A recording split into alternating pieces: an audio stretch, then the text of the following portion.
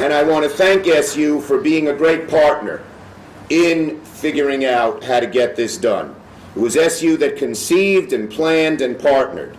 They worked together, and they worked with private entities like Centro and the local effort to supplant the corridor by adding a bike lane, one of the only upstate cities with an established bike lane linking a university to an urban core. I'm going to use it. You know, I'm a bike rider. I ride my bike every Saturday in New York City. I used to play basketball, but we weren't that good. Our team at Madison High School's motto was, "We may be small, but we're slow." So I started riding a bike. I've been doing it ever since, and I love it. So I can't wait to use the bike lane here, and I thank that specific addition. I want to give credit to former Chancellor Nancy Canner, who really was a dynamo on this. There were periods of time where, in her pep way, she would call me every week about working and doing and getting some things done here. And of course, it's continued under Chancellor Kent Syverud. SU has done a great job there with this. And of course, so has Syracuse. And I want to say that today's a truly exciting day for Syracuse. After years and years of hard work and collaboration, we're here to officially commemorate the tie that will bind the university and the city together for years to come, the Connective Corridor. Since the project's inception, about a decade ago, the Connective Corridor offered a roadmap that all revitalization initiatives could follow, linking the city's signature institution with neighborhoods, businesses, and cultural institutions to foster an economic and cultural revival through the city of Syracuse. Syracuse University Hill and downtown Syracuse are home to the most important economic, cultural, medical, and educational institutions in central New York.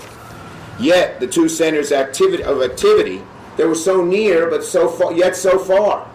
They were near to each other, but they were oddly apart on different parallel tracks. They weren't connected, and as a result, neither was fulfilling its greatest potential. SU, under former Chancellor Canner, saw that these centers of activity must be linked. We all knew that once they were, both would be energized. It was what the scientists, I'm sure there are some scientists here, would call a symbiotic relationship. You put two things together and they each benefit, and that's what happened here. And so here we are. The vision to enhance the flow of goods and services and ideas between the two burgeoning areas is now reality through a vast network of pedestrian facilities, formalized bus stops, green infrastructure, and bike lanes. That vision could one day become a reality.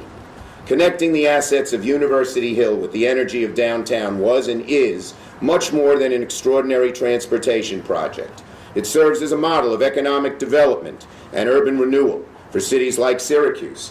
10 years ago, you'd go downtown Syracuse on a Friday or Saturday night, it was dead. Now it's booming. That's in part because of the Connective Corridor. And so everybody's benefiting. Everybody's benefiting. Well, when I first heard this project, I knew it was great and I went to bat for it. I remember some of the first meetings and all the long calls and late nights turning into a roadmap. First, we got discretionary funds. Now, my staff wrote here discretionary funds. I'm going to let you in on a little secret. They were called earmarks. A lot of earmarks were good. And I was happy to get a whole bunch of earmarks totaling millions of dollars that went here. None of my earmarks were private. They were all public. They were vetted. And almost all of them went to not-for-profit institutions like SU. So they were a great thing. But then came the big one. The Tiger Grant. Tiger Grants are large federal grants. There are only one or two that are given out in New York State each year. And we fought really hard to get the Connective Corridor to be one of them, and sure enough, we did. I was very proud to secure a $10 million Tiger Grant from the Department of Transportation, and that catapulted the project to the finish line. So, and you know my love for little props. So, today it's official. The Big Orange is inextricably united to the city that bears its name. Is that great? And not only do I like props, I like, as they say, bon mots. So here we go. Or my staff. You know, I got to give you credit. This is the handiwork of Angelo Rufero. He can't leave Syracuse, and he helps write these. Joe Nemme's his successor. He's doing a great job and is now learning how to do these things. But anyway, so, sure, it took a lot of juice to get these federal funds across the finish line. But just look how sweet it is. If a university student wants to lend their ingenuity to a growing tech company downtown, the Connective corridor provides the route. On a nice day, if folks on the Hill want to spend their time and money at the local eatery shops and art venues throughout the city, they have a safe, quick, and beautiful way to do it. And if an employee wants to call Armory Square home, the Connective corridor will make sure their transportation is covered.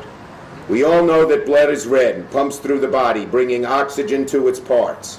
This new connection will pump orange blood into the resuscitated heart of downtown Syracuse. So, I was honored to be a partner in this project from the get-go. It's a great day, and for Syracuse, for SU, and for the connection between them, the best is yet to come. Thank you very much.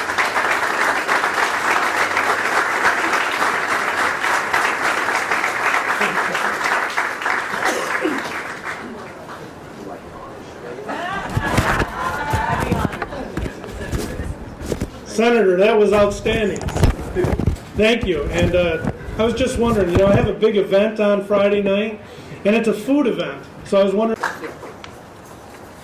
Thank you very much, Steve. Good morning, everyone. I'm absolutely delighted to be here and hear so many references to Syracuse University. Let me offer my own congratulations to all the folks who have dedicated so much time and effort to the Connective corridor since its inception. This celebration is a wonderful, wonderful testimony to your hard work and commitment. Thank you also to our public partners, many of whom you've just heard from. We would not be here today, obviously, without the support of our city, county, state, and federal partners. So thank you for believing in our city and in the power of cross-sector partnerships. This is all what drives transformative change. Syracuse University is pleased to be a partner in this effort, and also so proud of Nancy, who was our leader. I hope we can send her a video of today. It's been such a wonderful tool for community revitalization, and the Connective corridor has been an incredible learning laboratory for faculty and students who are pursuing public scholarship. More than 1,300 students and 75 faculty from across disciplines have been engaged with the Connective corridor since the start of the project.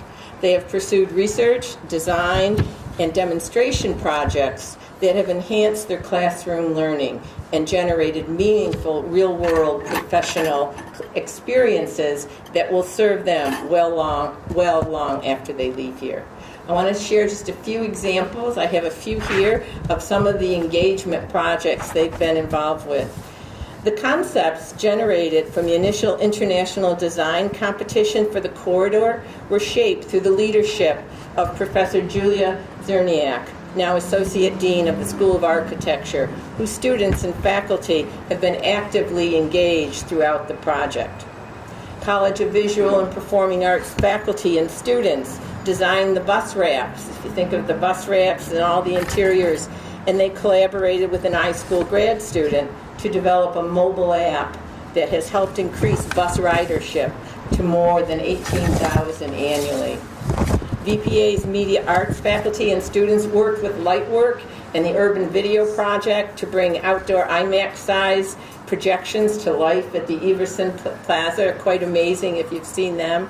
This was the first and the largest project of its kind to showcase international video artists in such a unique outdoor setting. Architecture and School of Design students worked with property owners along the corridor on facade improvements and historic preservation projects, while Whitman and Newhouse students worked on corridor branding. and civil engineering students learned about construction management in a course based on the Connective corridor, led by CNS engineers who had worked on the project. This is a competition. Engineering students also had the opportunity to engage with recent university alumni who were part of the project leadership team, B&L, the firm that led design, engineering, and construction management for the corridor. It now employs 20 Syracuse graduates and 13 SUNY ESF graduates. I could say more, but you get the idea, I hope. These are rich learning opportunities that bring immediacy and relevance to classroom scholarship, which is exactly what students are looking for. And it generates great opportunities for our students to engage with talented professionals and critical local challenges. Just like the corridor, they underscore the interconnectedness that we all feel between the university and the local community, and our shared interest in building a strong, vibrant future for our city and region. We hear, and you'll read this, that American cities are experiencing an urban renaissance as young college students increasingly seek out dynamic, creative, entrepreneurial places in which to launch their personal and professional lives.